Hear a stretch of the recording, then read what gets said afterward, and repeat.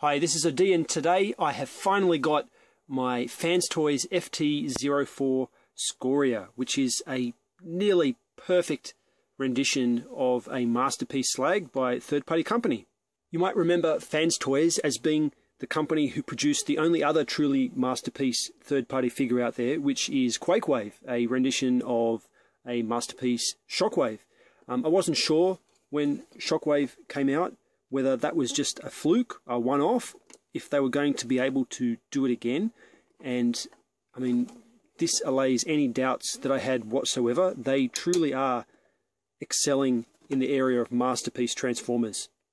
Before I go and talk too much, I think we can just take a nice, long look at how good Scoria really is, because this guy is phenomenal. I mean, look at the chrome. Very rarely do I see anyone pull off such nice chrome. Not just third party, but anyone. I mean, this chrome, I don't know what the durability is going to be like, but it looks fantastic. Now, it's not perfect. If you look along the edge here, when I get it into the shadow there, you can see that some of the chrome has some slight scuffs on it. I don't know how other people have fared, but I do find some little imperfections like that. But they really don't show up much in the context of the overall figure, and I can kind of give them a little bit of a pass for that. More chrome here on the sides. I mean, I'm not a lover of chrome, and if it wasn't for the fact that this is a dinobot, I probably wouldn't like it at all, but I like my G1 look dinobots to have a nice amount of chrome on them, just like my G1 toys had. This guy has details everywhere. The style of the details is very fitting for a masterpiece dinobot, with all these little rivets and seam lines. He fits perfectly with masterpiece Grimlock, who I will show in a moment in my comparisons. But the toy stands on its own merits as well. They've got different materials here, like this see-through plastic, which is over the top of another chrome section. So they're kind of stuck to their guns with their own style, because you know, there are a lot of choices to be made when you make a figure like this. A lot of people have complained that this guy is a potato, and if you look at it from the side like this, I can definitely see where all those jokes and comments come from. He does look kind of like a big blob, but I've gone back and looked at the cartoon and freeze framed it, and this is pretty much what Slag looked like in the show. So I'm 100% happy with the look of this body, even though it is potato-esque. That is what the character was, and I'm glad that the toy is like that too. Scoria does come with some weapons. This gun is the only gun that he comes with, and this sword the other weapon. I'll show these in more depth later, but I just wanted to note that there isn't an attachment point to join this in robot mode, and some of the dinobots from G1 had like screw holes on the sides of the legs. I can't remember if Slag did. I've had to get rid of my Slag because something bad happened to it. It got contaminated with some foam that ended up eating away at it. That's another story, but there's no way for these weapons to peg on. At least I haven't found anywhere. Like, it does have this little notch here, so I guess you could just put it over the rim of this frill here, or the shield, but it doesn't quite grab it because it's not tight enough. So that's kind of one missed opportunity at least. But I like the way that it looks, and I think that to have broken this up with some peg holes or slots probably wouldn't have been a good idea. To pull back a bit and have a look at from an above angle, you can see that he is quite a chunky robot. Look how wide Scoria is there, and he weighs he's just really heavy. There's loads of metal in here. This might be one of the heaviest transformers that I've got at this comparable size. There's diecast showing through here. These form the feet later on. These horns, if I can just focus in here, these are metal. At first I thought they were plastic, but no, grab them, they're nice and cold metal horns, so they're not going to break, at least not in the horn section. I don't know how well they're anchored in down here. Other metal is in the toes, so he's got metal feet. Really good uses of metal, and a lot of the kind of chassis of the robot in here, this red section. Not exactly that round bit, but just beyond that is all metal as well. I did notice on the underside we have these little tabs here, and I can't help but think that maybe I've missed something or done something wrong, because it seems like these were supposed to peg into somewhere, but I can't figure out what would have filled up this space. Maybe that's something that changed in the design process. The only other sort of thing I've got going on with dinosaur mode that I'm not 100% happy with is this jaw. You can see that the jaw has a kind of pivot point down here, which is a little bit floppy, and I think it's by design. That's not really an issue, because it's meant to kind of hang down, and then the pivot is meant to be further back. Now that pivot further back, that is quite stiff, but I actually kind of wanted it to be forward more, because I liked the way it looked with the mouth being a little bit more forward. But if you want that, it ends up being loose. When you push it back to how they've designed it to be, you can get the mouth to stay in whatever position you want, but it looks too much like an underbite, and I just preferred it further up, and I would have liked to have been able to pose it that way. You can see there, while I'm at it, you can see that in the mouth he has a posable flamethrower, much like Grimlock's one. I mean, I haven't got any flame effect. There, that shows it up. It's very dark, it's hard to see. I haven't got any flame effect yet, but definitely somewhere down the track I'd like to pick one up. The eyes are blue, and I guess it always comes down to how you like to depict the Dinobots, whether you like blue or red eyes. I would have preferred red eyes. I'm not against blue, but Dinobots spend so much of their existence being just badass. I think that red would have been better overall. On the sides of the toy we have some awesome paintwork, so even though he does look like a big grey mass from far away, when you do get up close there's so much going on here. Little wire details in red and blue, the extra chrome panel on the top there. Not a heap of paint, but between that and then the different see-through material here with the, there is some paint put onto little bits that need it. He is just perfect. Anything else would have been overkill, I think, and they've just got the balance exactly right. Here's Grimlock for a size comparison. So this is my Hasbro version, I believe, Masterpiece Grimlock. I do have the Takara version, but he's packed away in a box. They're pretty much identical anyway. I guess this is the most important size comparison, because for me the Dinobots spend most of their time in dinosaur mode on the shelf, and although it doesn't look too bad depending on which angle you view it from, Grimlock is a little bit small, and especially from upper angles like this he starts to look a little bit off. Let's pick it up.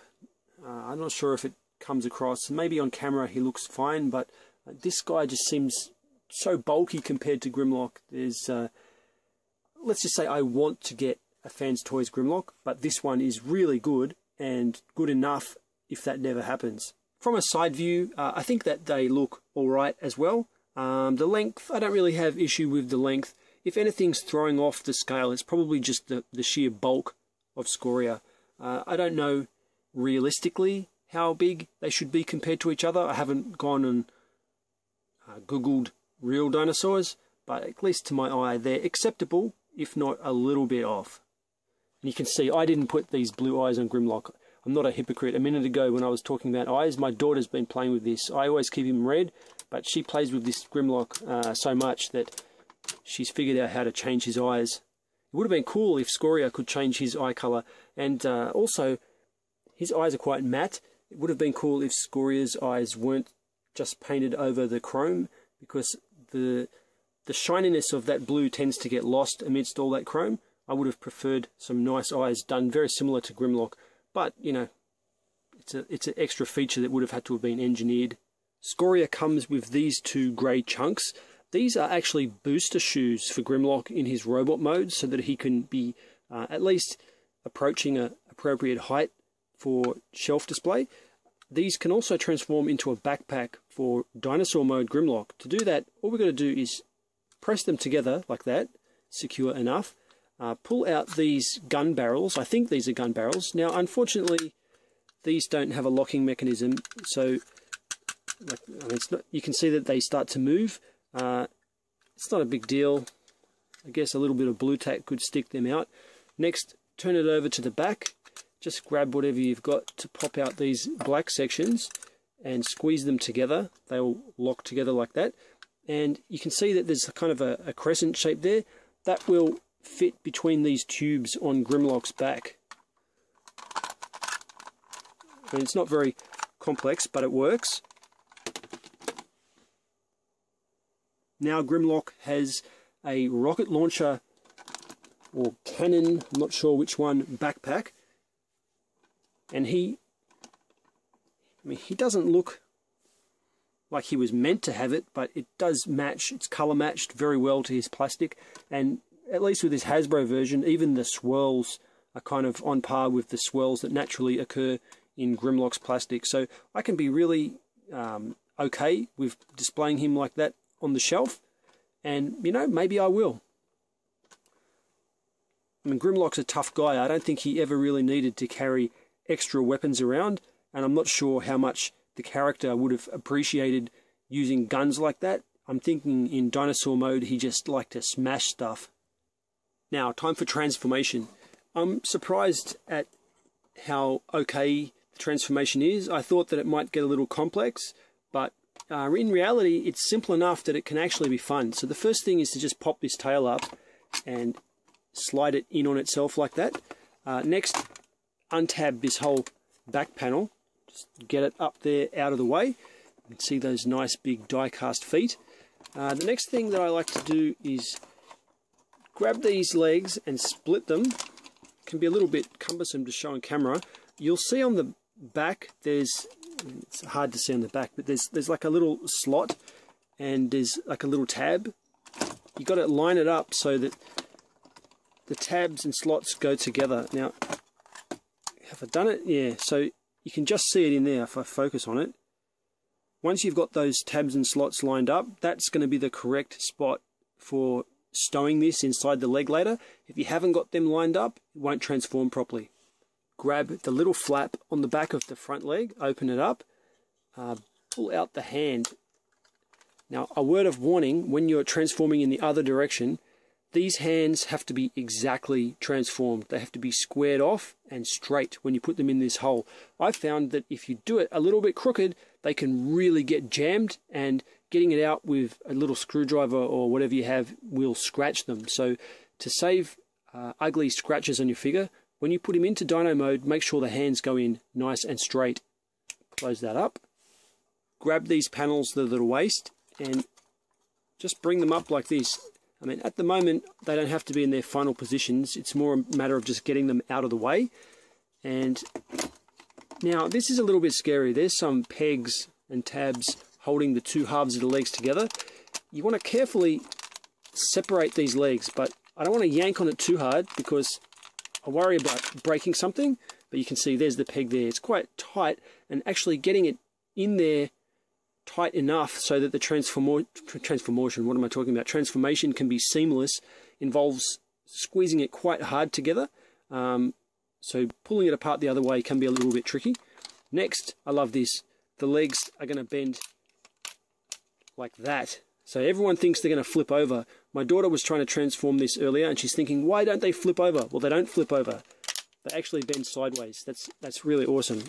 Get them out like that. Then you can just turn them around so they're facing the correct direction. Then you bend out these panels like so. Flip down this section in here so it fills the gap under the foot. And then you just need to work this bit in like that. The die-cast section, the dino toe, that's on the front of the knee. And when you've got these two angles so that the lines are parallel, then you know you've got it right. This will just tab back in here. And this one will also, there's a spot where it sort of lines up right there. And then that's pretty much the foot. You can see it's got ankle tilts, and the die-cast section travels the whole way under the foot. That's a nice piece of die-cast. It can be a little bit of a problem because the figure is so heavy that it makes it want to slide on the ground. So I've thought maybe I'm going to get just a tiny bit of something sticky and put it there. Maybe glue a tiny little sliver of eraser or something to give it a little bit of a rubber foot. He's got a crotch, much like Masterpiece Grimlock. You just want to bring that up to form this kind of T section. On the back of the figure, you can see this hole up here. That is conveniently located to put the tail in. So the tail just bends right up, and you basically just poke it up there. Friction will keep this unit closed. You can see it hides a good portion of it, and some of it is still showing. Now, we're left with these wings kind of sticking out at the sides like this. Now, for a long time, I couldn't figure out how to deal with this, because there's an area up here where there's a kind of collision and the wings can't move back anymore. But there is a solution to this. So the first part of the solution is there is a tab on this chrome section, and this top section up here can bend up a lot more than what you think it can. So you've got to bend that up as high as it will go, like that. That will allow you to tab in this chrome piece on the inside, which makes the whole thing a lot tighter.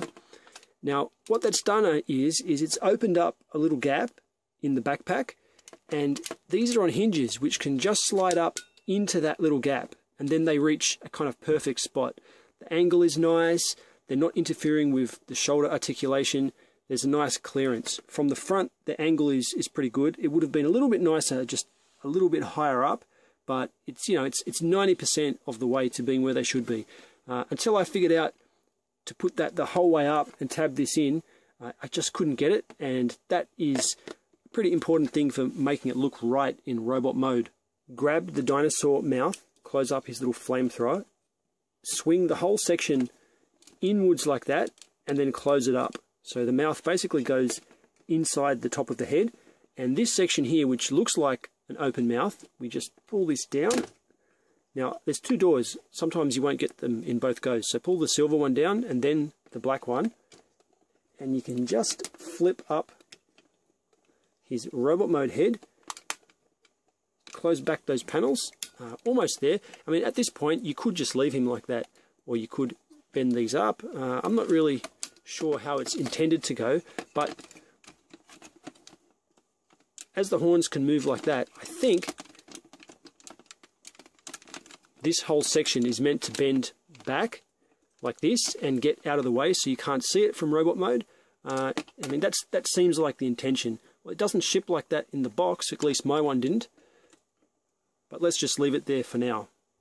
And boy, does he look good in robot mode. I have a hard time believing that anyone could do a better job. Anyone, Hasbro, Takara, Tommy, other third parties. This looks so close to what I want it to look like in dinosaur mode. I'm very, very happy with it. Now, I know that there is another company doing huge dinobots, much bigger than what this guy is. I have my mind open. I'm willing to be convinced. They've recently posted that they will be under $200, which is probably going to be in the same price range as these FansToys dinobots. So we'll see. But I am 100% happy with this Scoria, this Slag. And it's going to take some convincing if I'm ever going to buy another one. You can see on the front there I have an Autobot sticker. That did not come with the toy, although it was included in my order. I bought this from Chmungmung, and Tony at Chmungmung often slips in some spare Autobot sticker logos that he has, so I'm appreciative of that.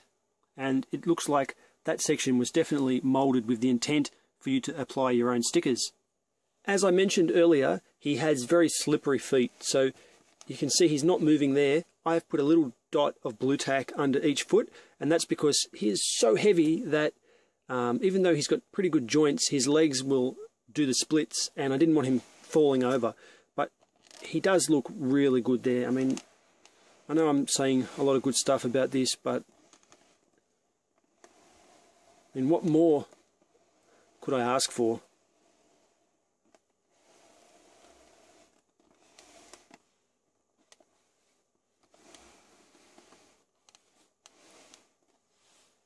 The articulation is nice and clicky. Listen to that. Forward articulation has no ratchets, but I found that the friction is enough to do anything I want with holding his own weapons, holding his own arms, although it does feel a little bit looser than what I would like. I'm wondering if there's some screws in there that I can tighten up. I think if I held another robot in his hand, it wouldn't be able to support that. And he could do stuff like that because he has fully articulated fingers. Each finger, like there's his little finger. I know it's not showing up very well here because it's so dark.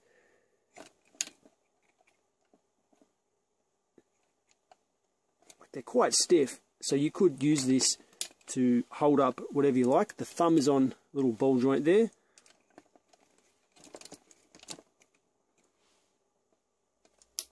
I mean, they're not the best hands that are out there. I know that some other third parties who specialize in hands have ball sockets, but as far as being strong and able to grab stuff, these are very good at doing that, and they're more articulated than pretty much any other hands that I currently own, so I'm very happy with them. To hold the gun, there's like a side tab here. Now, Masterpiece often use side tab, and this tab is a longer tab than other Masterpiece that I've seen.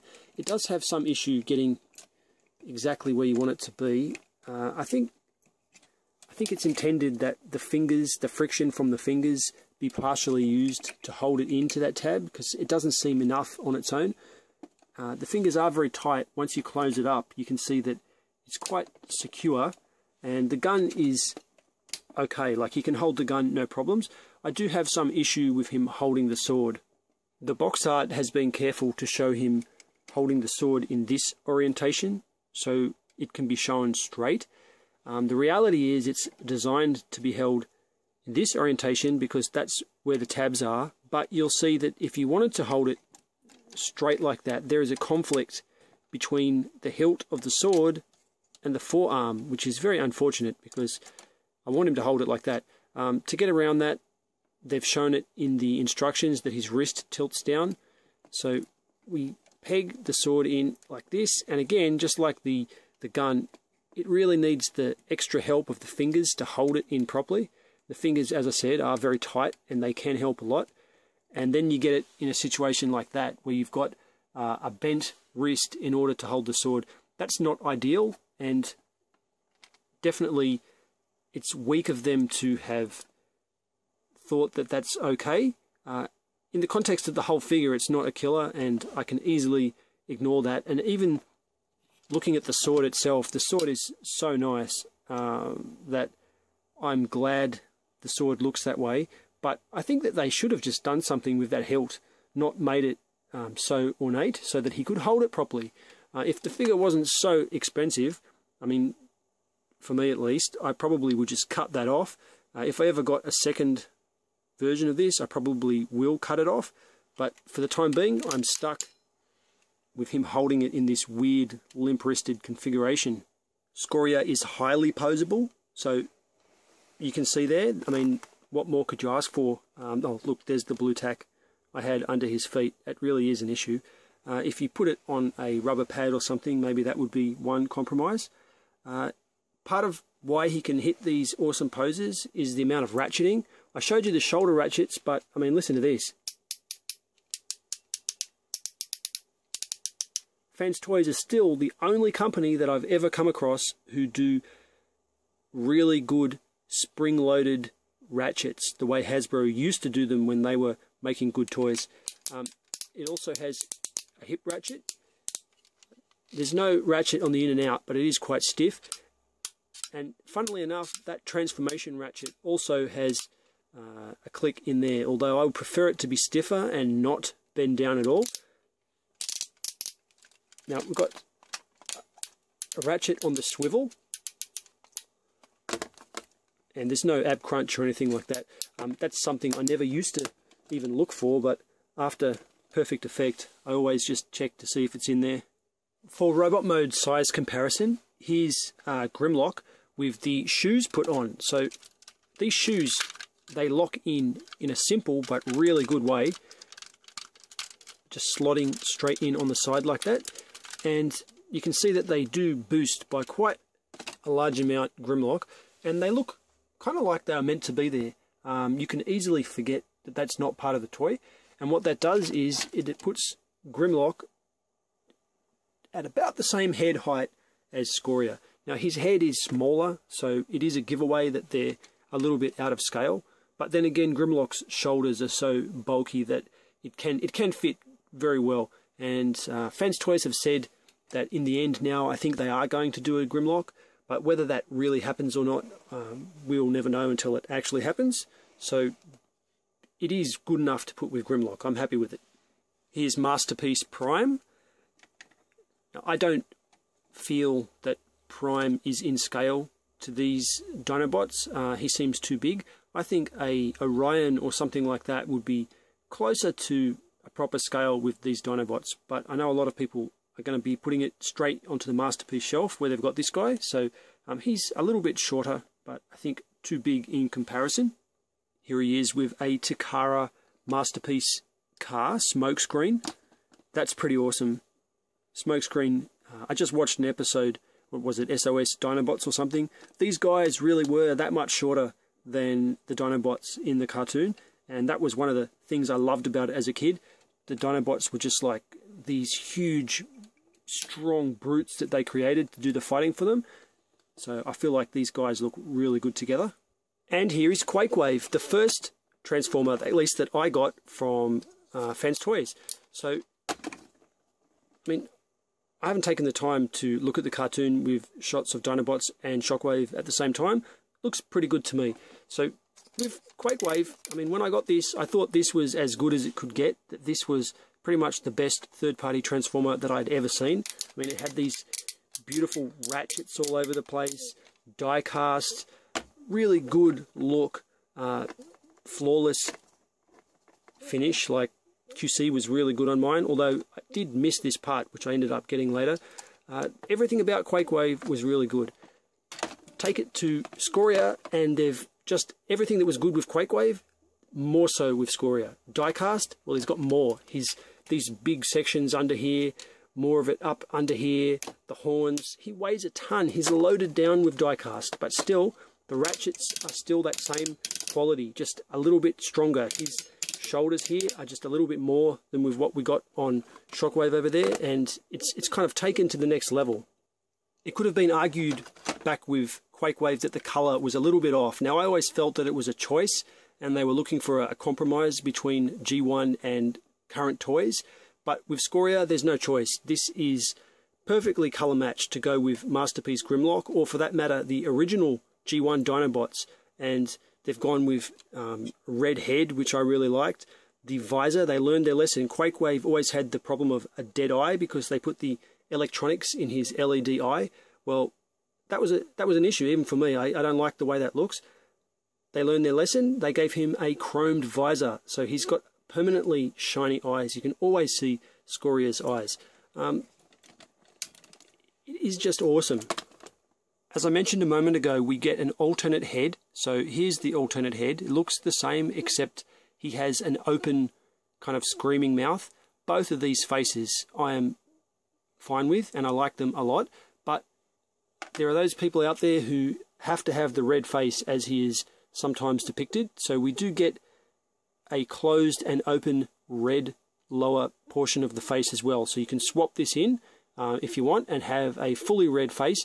I'm not going to do that, but I'm glad that the option is there. To do that, there's just 4 screws at the back of the head that you can undo, and the same screws let you screw it onto the ball joint where the neck is. Something that I won't be showing in this video are the light up features. His gun and sword both have a light up feature in that if you unscrew it here, you can put some little batteries in there and they can switch on and glow.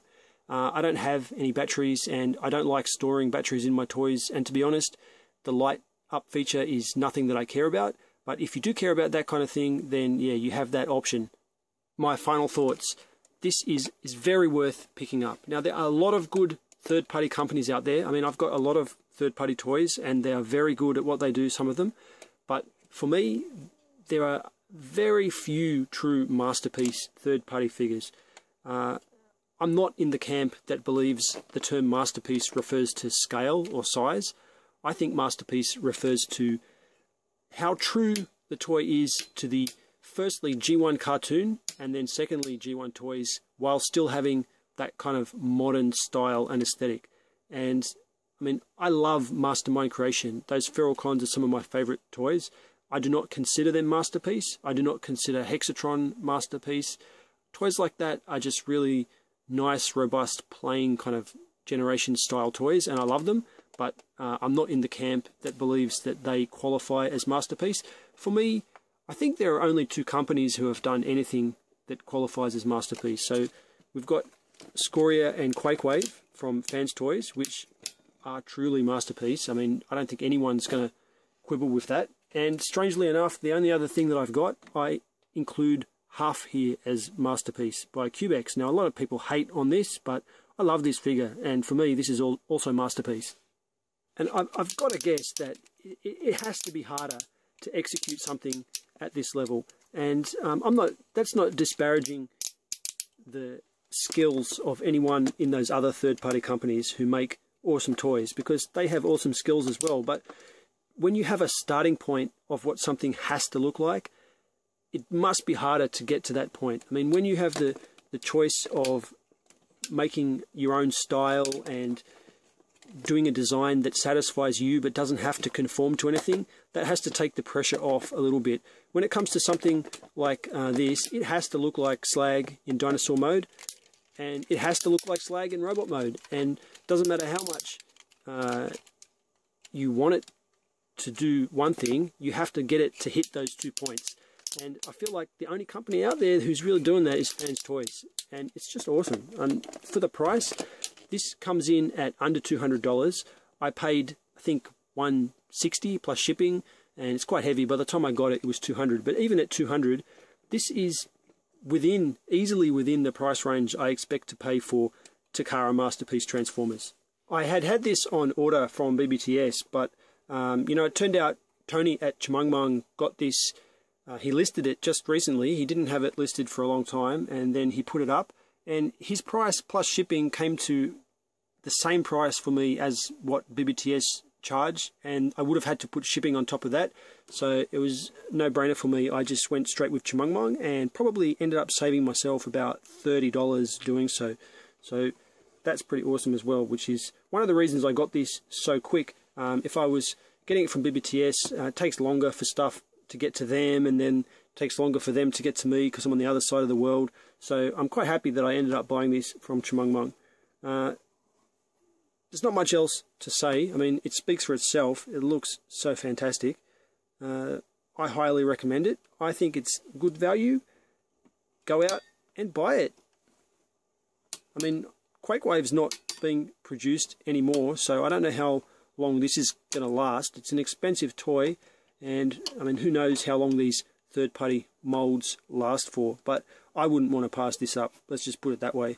There's no way I'm missing out on a chance to have these huge dinobots, because I don't think anyone else is going to do them. This has been my video review for FansToys FT-04 Scoria, not Slag. I'm Odeean. Thank you for watching.